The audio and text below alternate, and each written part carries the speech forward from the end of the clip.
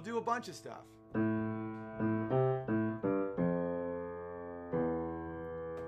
love that tune.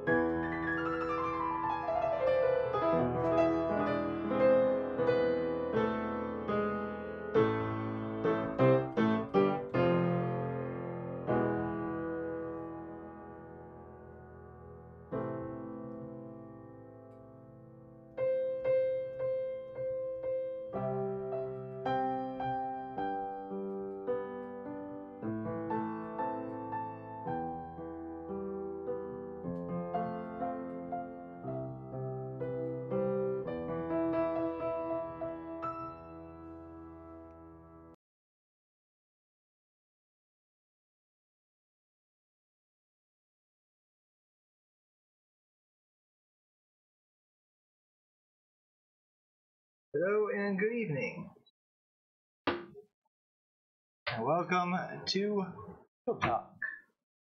I am the Field, also known as Field of Bears, here to remind you that socialism always ends in starvation and genocide. That was the sound of my brand spanking new air conditioner turning off. I'm sorry, Pinder. Your Jew magic no longer has any power over me, and you will no longer hear me complain about how god-awful warm you've made it. I've left the linen fedora off today and chosen to instead go with a flat cap because it is not so dreadful warm in here anymore now that I have a working air conditioner. And just oh, excellent, excellent, Barney. If you live in California, let me know. I might be able to hook you up with a weekend in wine country for trade. Food and wine not included. Mostly not included. Okay, you might get some wine. But there are lots of places you can go and get free wine.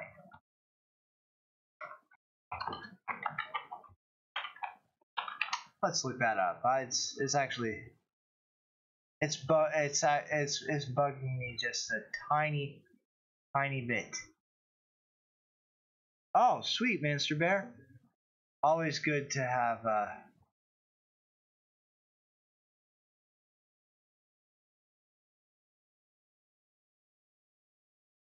You know what, Eric? Nimmer is totally wrong. I look nothing like him. Let me find you.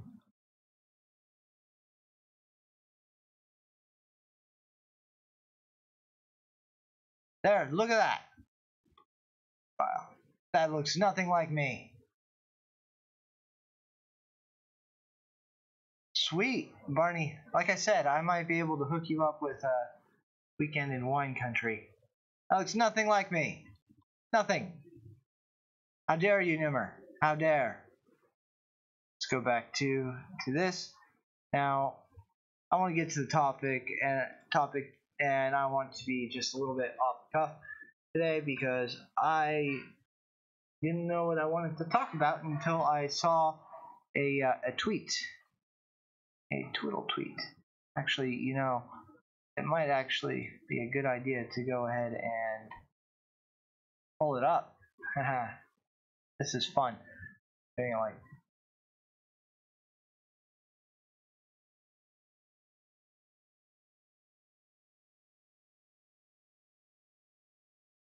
Where are we? There.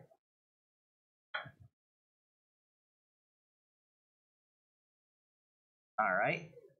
So let us go ahead and take a look at what has inspired your Grandmaster to talk about the impulse of there ought to be a law. I say this tweet right here. Alistair I'm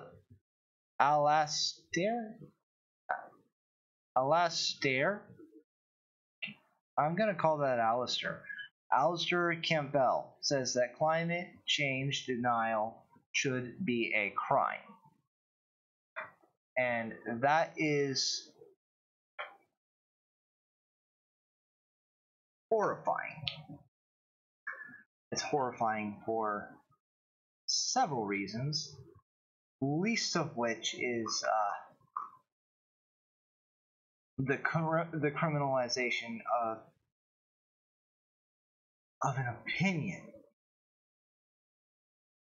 Now, I don't think that people understand what they actually mean when they say there ought to be a law. There ought to be a law, I tell you. Because if they did understand it, I think that they might say it less often.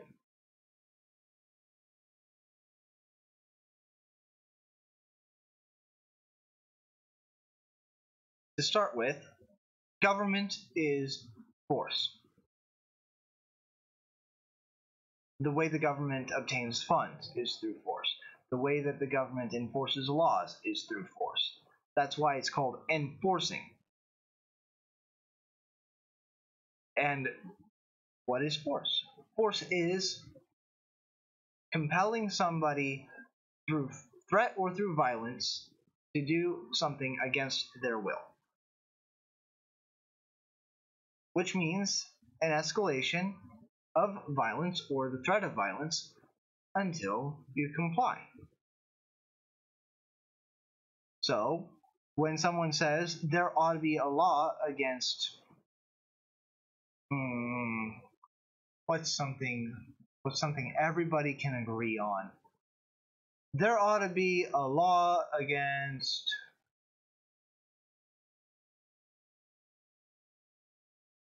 there ought to be a law against playing Justin Bieber music in public. But then you say, well, what if somebody plays Justin Bieber music in public anyway? Well, we'll issue him a ticket, a fine. He has to pay a fine. Oh, well, what's a fine? What do you mean by fine? I mean, he has to pay money to the government for breaking the law. There we go.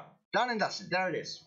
And that sounds just a little bit reasonable. That doesn't sound quite so bad. It sounds okay. It sounds reasonable. Like, yeah, civilized people, we can get along with that kind of a thing.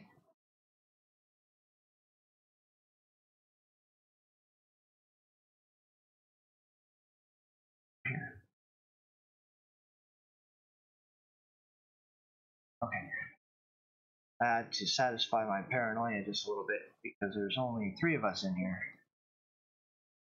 But that's okay. It is a Saturday at 6.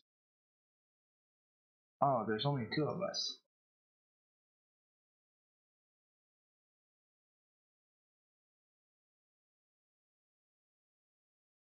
Oh well. I will just go ahead and keep going anyway. A lot to say on the subject. Sorry. It sounds reasonable. Until you go, okay, well, what if he doesn't want to pay the fine?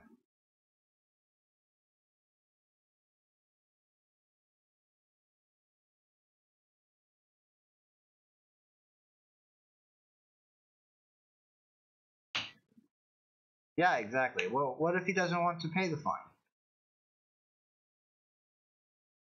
Well, what happens? We'll make him pay the fine. How? We'll send the police to his house to make him go to court to pay the fine.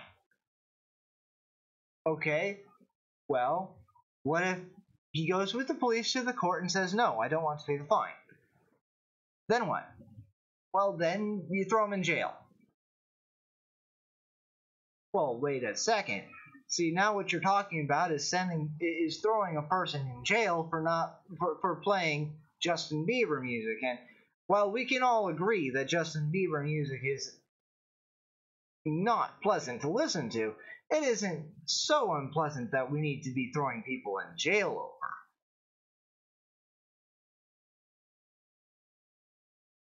And well, maybe you just go, well, no, it's totally worth it. It's totally worth getting the scourge of Justin Bieber music off the streets by just throwing people in jail if they don't want to pay the fine. Okay, fine. Well, what if he doesn't want to go to jail? Then you say, well, that's too bad. Nobody wants to go to jail. But you don't understand. There's a reason why people go along to the jail, because there's technically another option. There's technically the option of resisting going to jail. Actually, yeah, that is true. Somewhere around 90% of traffic fines do get waived if they're challenged, because cops issue so many fines that they hardly ever appear to the court summons. They're busy out issuing more tickets, more traffic fines. Isn't that interesting? It would actually be more costly to adjudicate every single traffic fine if it was challenged in court than it would be. Then they would actually bring in with the revenue from just traffic fines, or well, legal traffic fines. So there's that interesting little tidbit on traffic fines. See, if you resist going to jail, you're going to have to fight against the police, because they're not going to just let you go. They're not going to... Oh, don't worry about it, Barney. You're like the only one here right now. There might be someone else. And I don't have really a prepared monologue today. I'm just going off the cuff on this.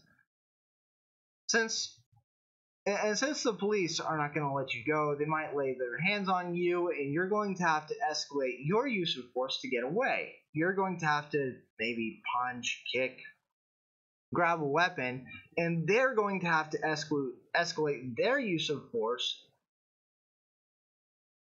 to keep you from getting away. And that escalation will go all the way up to shooting you dead. Or him dead. We were talking in the third person about something, not in the second person. It will go all the way to shooting someone dead. So you're not just talking about throwing people in jail over playing Justin Bieber music. It is ridding the world of the scourge of the screechy 12-year-old lesbian's voice. Is that really worth shooting people dead over? I don't think so. And I think that very, very, very few things can justify shooting people dead over.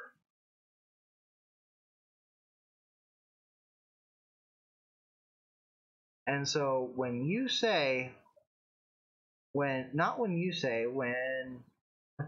let's switch back to this view for a second. Where are we?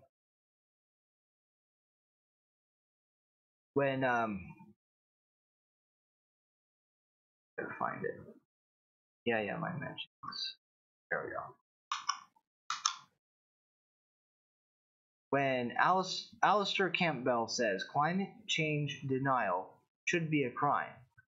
When he says that, what he's actually saying is, I want the power to shoot people dead for disagreeing with me on matters of changing and not very well understood science.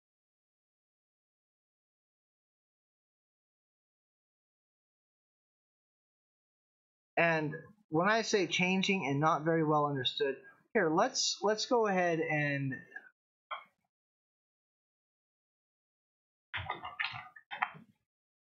let's go ahead and you know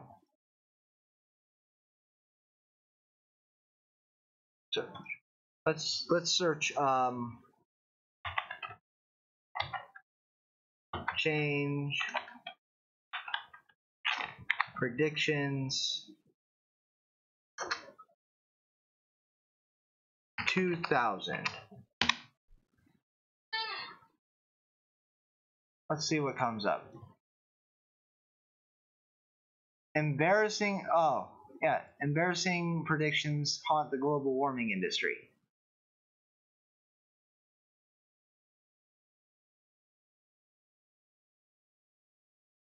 Your friend is doing jail for defense of self and others? Well, that's our communist utopia, California. Alright, well, yeah, there's the global cooling from the 1960s. Well, and then people will say, well, people were dumber back then. Well, yeah.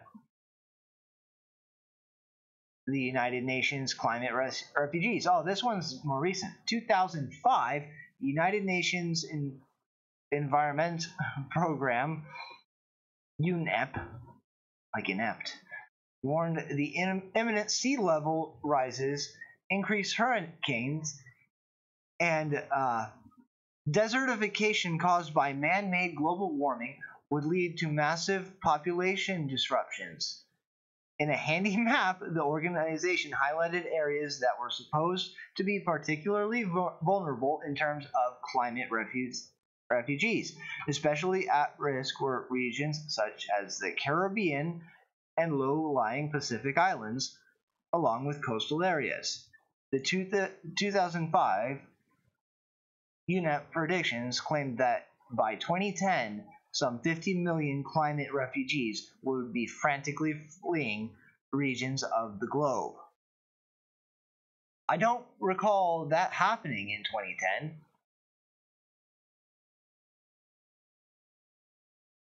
The Pentagon climate forecast. Like the UN, the Pentagon commissioned a report on climate change that also offered some highly alarming visions of the future of global warming.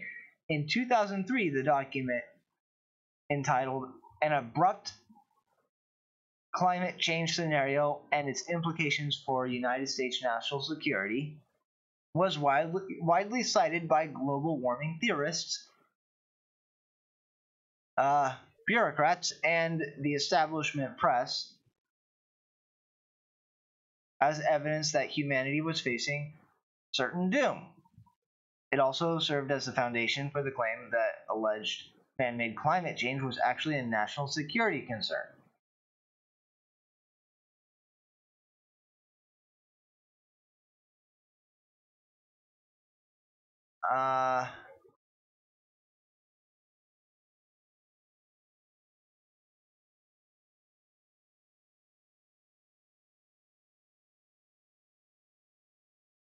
Oh yeah, it predicted resource wars within 10 years. There we go. It's been 20 years. Oh, no more snow. Well, it hasn't been 20 years yet, but no more snow. It said that the last, let's see, senior research scientist David Viner, working for the Climate Research Unit at the University of East Anglia, children are not going to know what snow is. Snowfalls are just a thing of the past in Britain. And, well, more snow happened in 2008. There we go.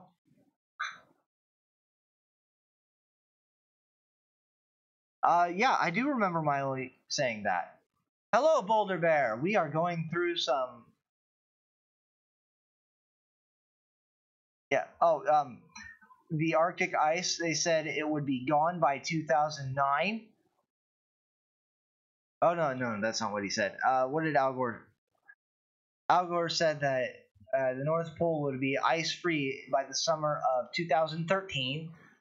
I remember actually that 2 years ago we had record Arctic ice. There we go. Record highs ever recorded.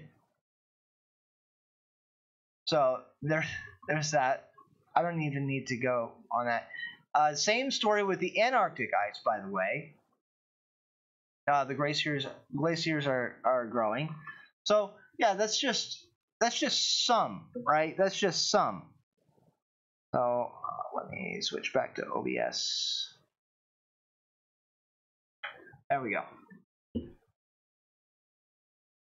But yeah, and yes, Boulder Bear.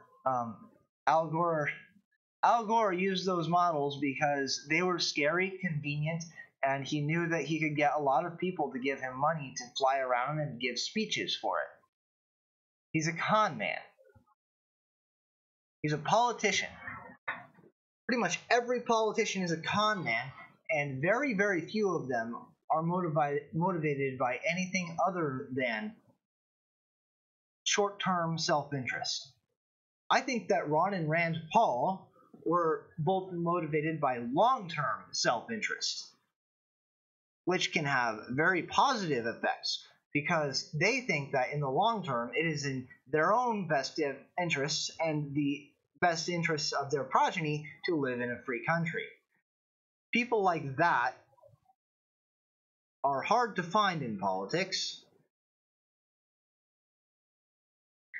But anyway, so when you see things like that, those claims, those predictions from settled science, those predictions from settled science being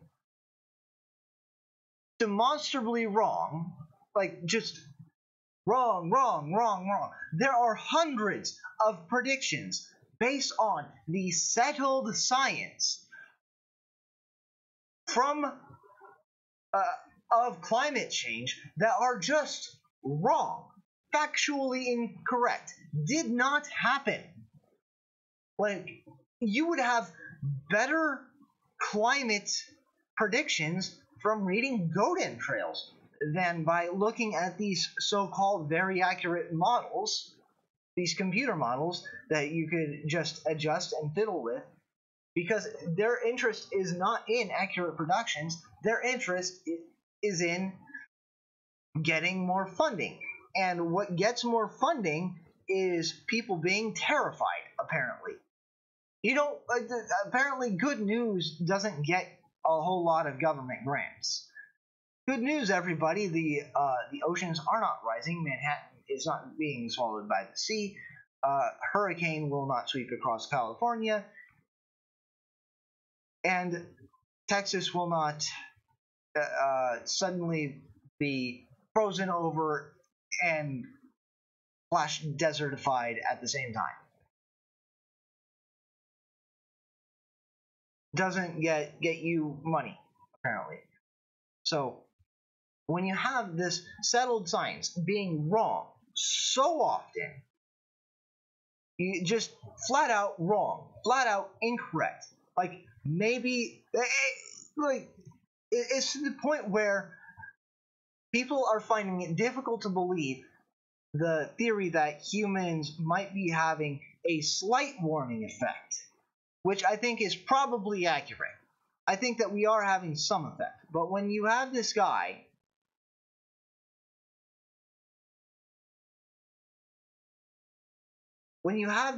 right, saying that disagreeing with the settled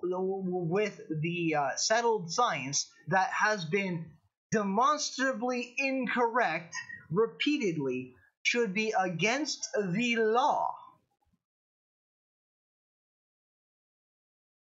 What he's actually saying is, if you disagree with my religion, I would like the right to shoot you in the head. That's what it's actually saying, and that's why it's terrifying to hear anyone ever say there ought to be a law.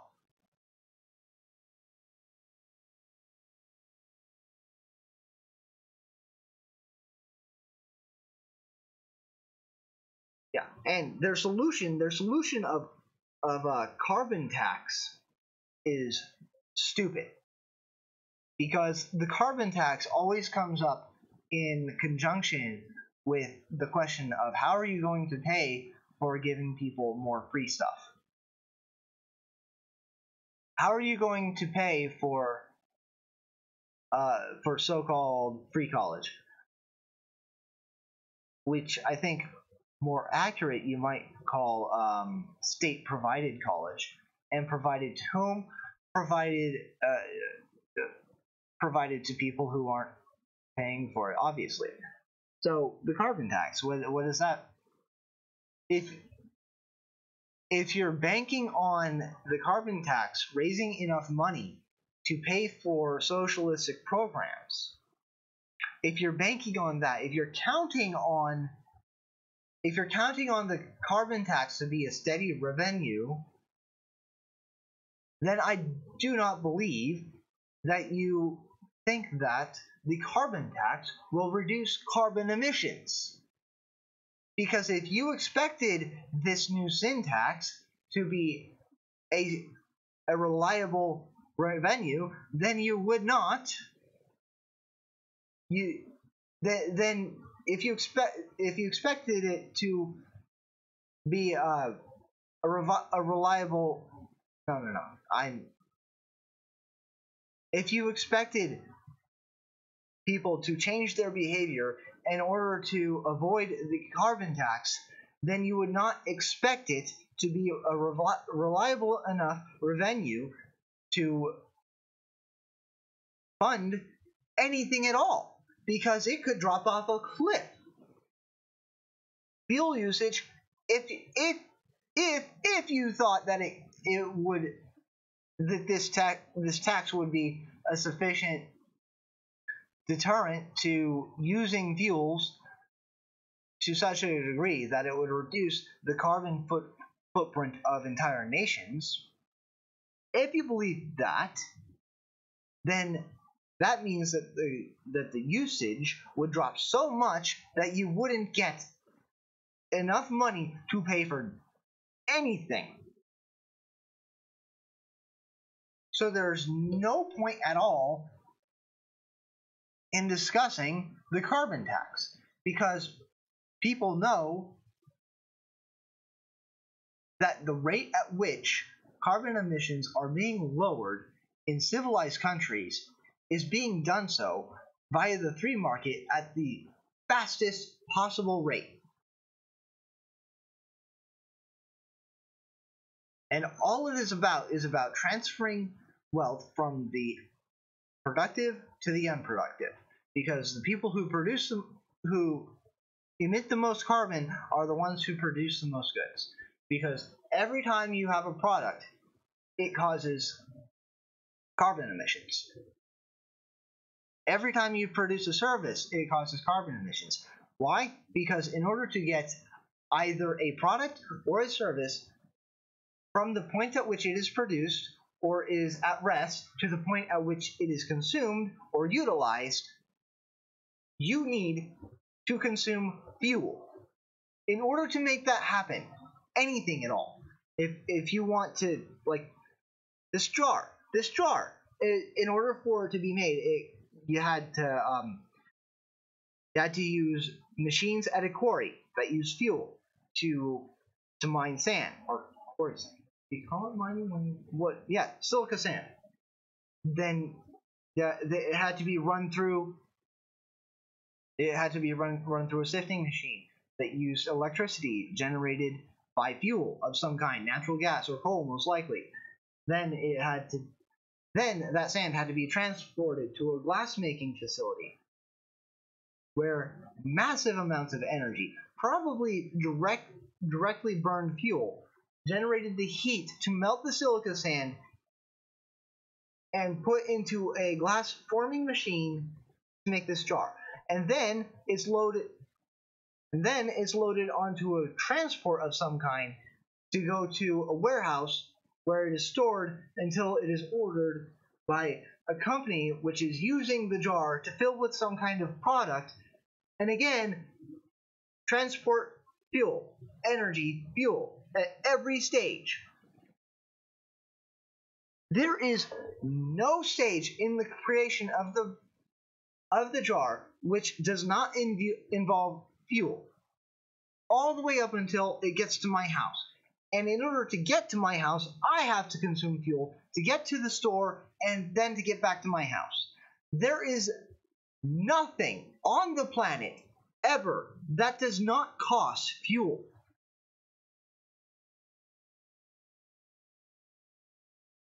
Yes, and Boulder Bear points out that massive amounts of energy are used to make and transport flooring around the fuel. And if I remember correctly, I think you work in a ceramics facility with kilns. And so making ceramic flooring, that takes a tremendous amount of energy.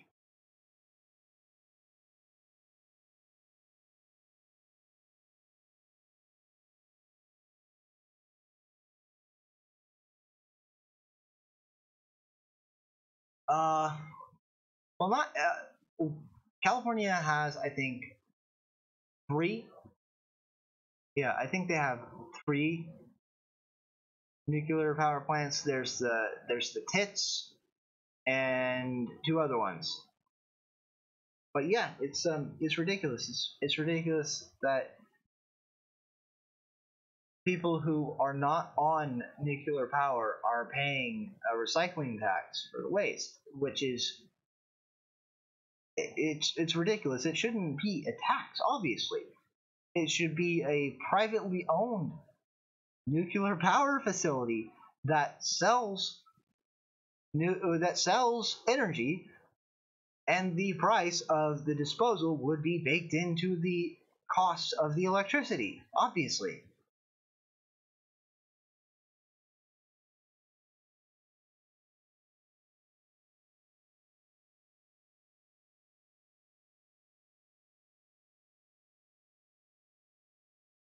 Yeah, I know that Boulder Bear points out that that installation costs oil. Yeah, like I said, services. You need fuel in order to access services at your own house, because the serviceman has to get to your house to provide you the service. Even the government-run post costs fuel. And speaking of the government-run post, does anyone want to confront the fact that all governments emit far more CO2, consume far more fuel than even the largest of multinational conglomerate corporations? I wonder why. And the solution that these people always offer is more government. Let's make the large, wasteful, fraud-riddled, cumbersome, immobile, unresponsive entity larger. It's like we have a problem with the gang in we have a problem with the gang in our community. They're saying they're protecting us, but they're really corrupt, and we still keep getting robbed, and they're not doing what they said they would. So what we're going to do, is we're going to go to the gang and give them more money. and that will make them. And we're going to join the gang as well, and that will help things. Obviously not.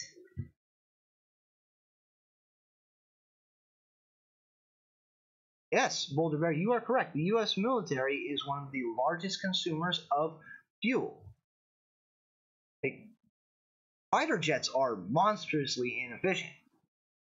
The C-130 is one of the least fuel-efficient aircrafts on the planet. It's like an Abrams tank it doesn't have an engine in it, guys. It has a mother flippin' power plant inside it. I'm not joking. That's not an engine-driven machine. It has a power plant. You could power a small town off of an Abrams tank. And that's not an exaggeration. Machines of destruction cost tremendous amounts of energy, cost tremendous amounts of fuel. And as an anarchist, I'm not exactly keen on that. I think it's an inefficient allocation of resources. I think that creative people would put those resources to a much better use than patrolling the desert for people who don't want us there, don't appreciate the protection, don't want the protection, and actively undermine the protection provided for ideological reasons. And some practical reasons, because since the U.S. military is a collection of individuals, and there's no such thing as a perfect individual except for our Lord and Savior Jesus Christ, mistakes and sins are inevitable. So there have been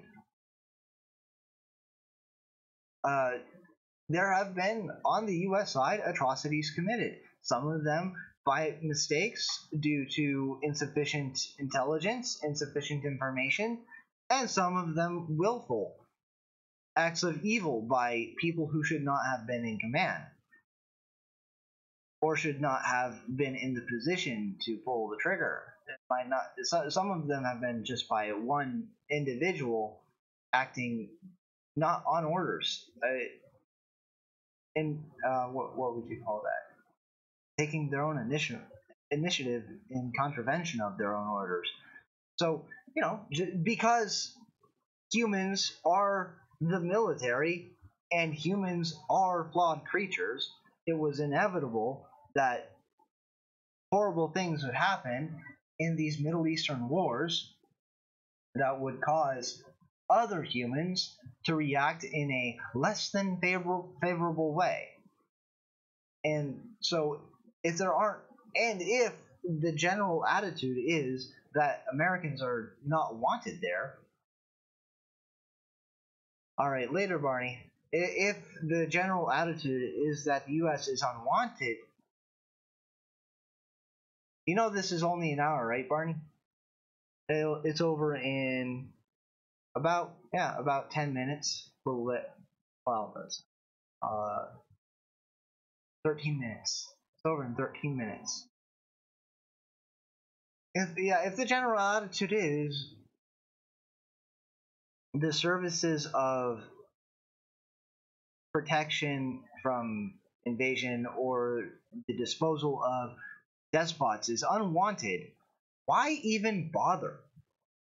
It's like, why are we even bothering with that? It doesn't make any sense to me. Hello, Jefferson.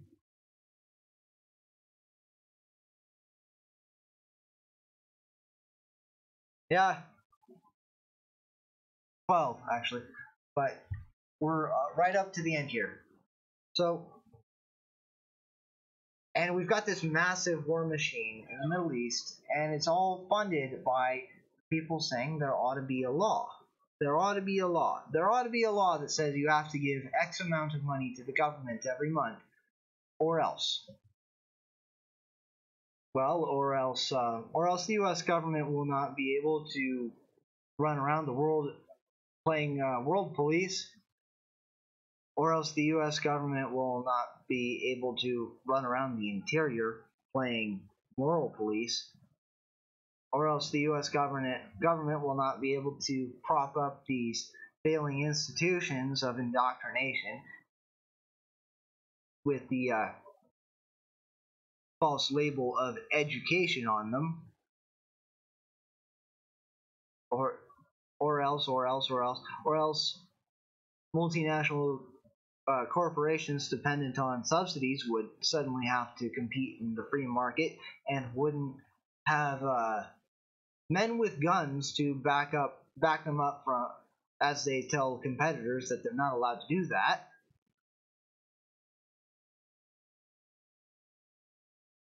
And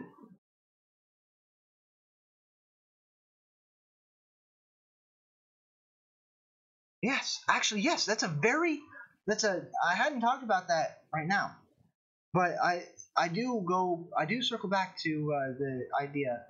Jefferson brings up this excellent point for those listening later, that there ought to be a law is a cop out, is a cop out against personal responsibility. When you say there ought to be a law, not only are you saying I would like to have the right to threaten you with death in order to comply with my own mores. Not only are you saying that, you're also saying I do not want to go through the effort to convince you that my position is the correct one. I do not want to take the responsibility to inform people or to convince people or to argue with people about why my position on this behavior is the correct one. Why my idea on how this behavior ought to be treated in society is the most preferable one. That's what you're saying. You're saying you don't want to take the responsibility of making moral arguments. Hello, space battleship.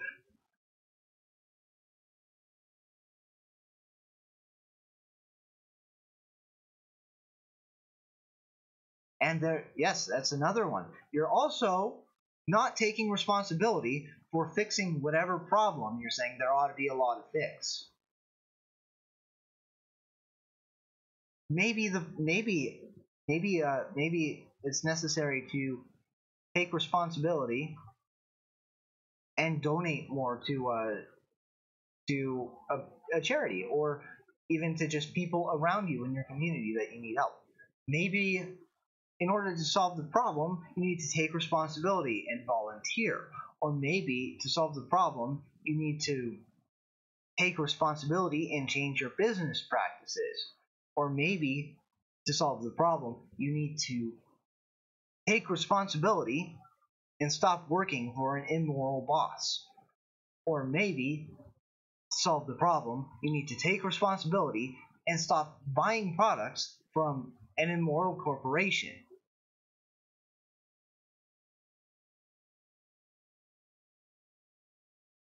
Maybe in order to solve any kind of problem that tempts people to say there ought to be a law against X.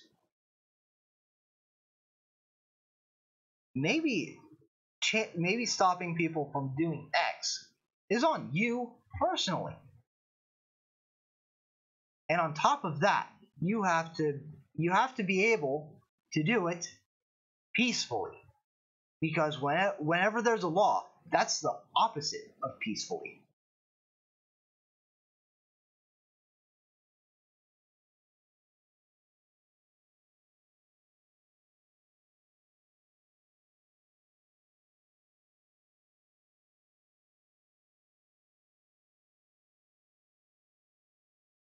And when it comes to, especially when it comes to what people can and cannot own, because some possessions might be dangerous.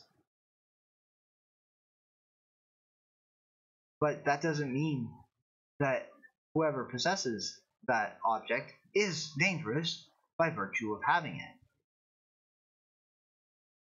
Fireworks can be dangerous if handled improperly. Firearms can be dangerous if handled improperly. A tractor can be dangerous if handled improperly. A bulldozer can be dangerous if you weld two sheets of steel with concrete sandwiched in between them to the top of it, and put rifle turrets throughout the inside, and put an air conditioning system on the inside, and use it to bulldoze in town with it. That can be dangerous, but also inspiring. So any kind of possession, heck, a stick, can be dangerous if you handle it improperly. Straws are dangerous if they exist, apparently.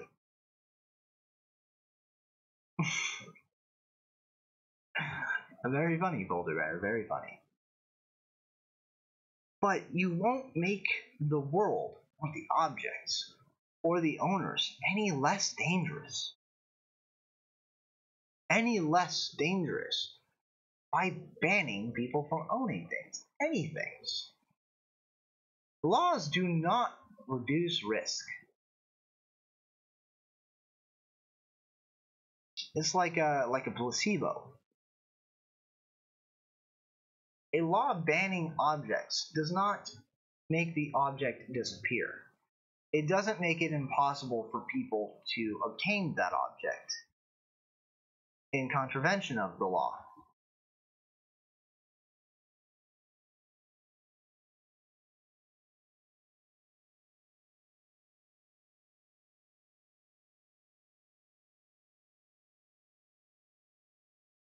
Oh yeah, there ought to be a law for your own good. That's another one. Banning people from using substances doesn't make substance abuse disappear either.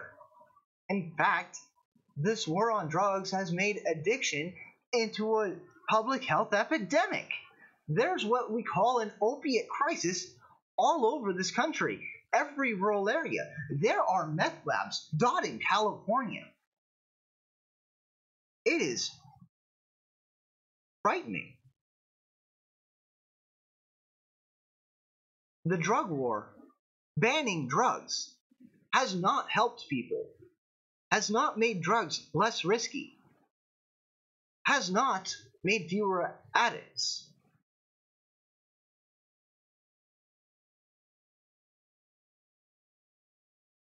It has helped criminals become better funded, however, so there's that. So, when it comes to any kind of law that you think is going to mitigate risk, it's a placebo. It's not going to do anything except make you feel like the risk has been mitigated. It's like when you tell a kid that the shoes with lightning bolts make him run faster than the shoe with flames. It's exactly the same.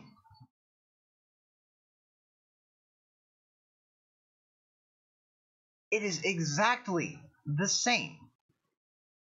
Because the law, it doesn't get rid of the object.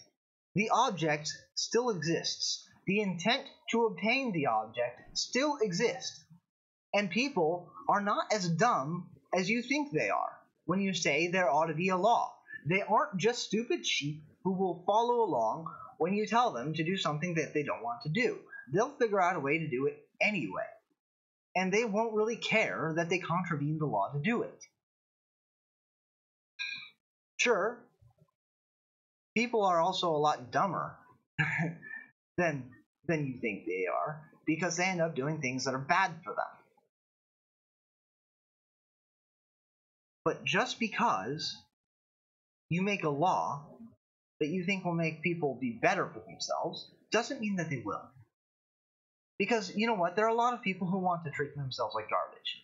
There are a lot of people who who think that they deserve to waste away in some heroin den until they finally OD. There are people like that, and throwing them in jail is the absolute last thing that you want to do to help them, because that will just take them down the pit of despair even further, and they can still get heroin in jail, I promise you. And they can get worse things than heroin in jail. And you know what?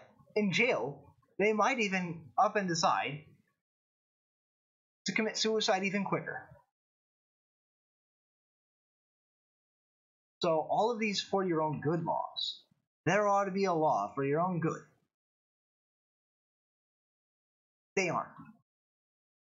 They're just you avoiding the responsibility of going to that person in your life and stopping them from ruining themselves. It is you avoiding the hard conversations with the addict in your life.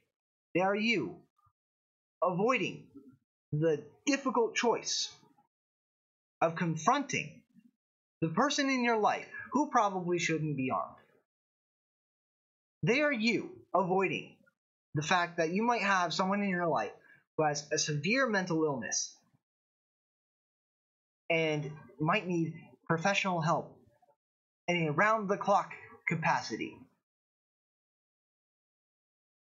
There ought to be a law. It's just you avoiding the discomfort of confronting that problem in your life that you might actually be able to solve, because you want someone else to point a gun at your problem and make it go away. Well, guess what? The only thing that violence ever solves is someone trying to be violent against you. That's it. If someone is trying to be violent against you, that's the only thing you can use violence to solve. Everything else, it just makes worse. Everything.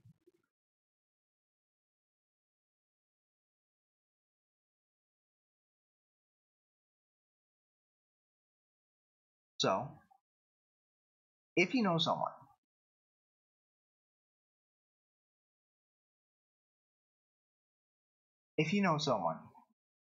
who's addicted to cigarettes or heroin or cocaine, if you know someone who's making frightening life choices, if you know someone who might need psychological help,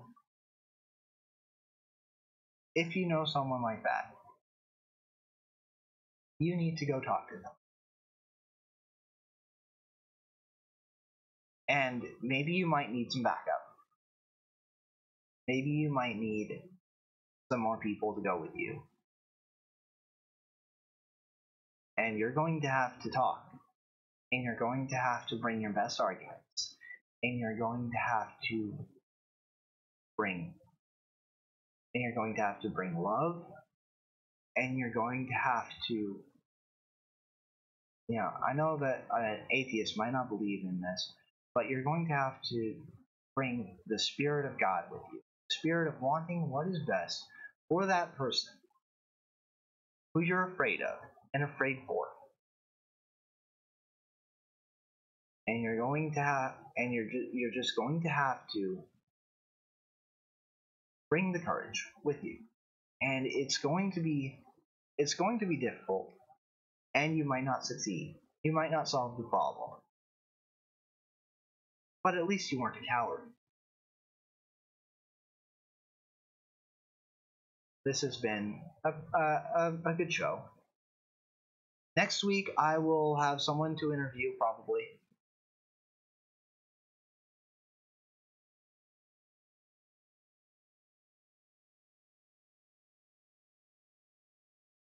I want Saturdays to be interviews. I think that'll be the most fun.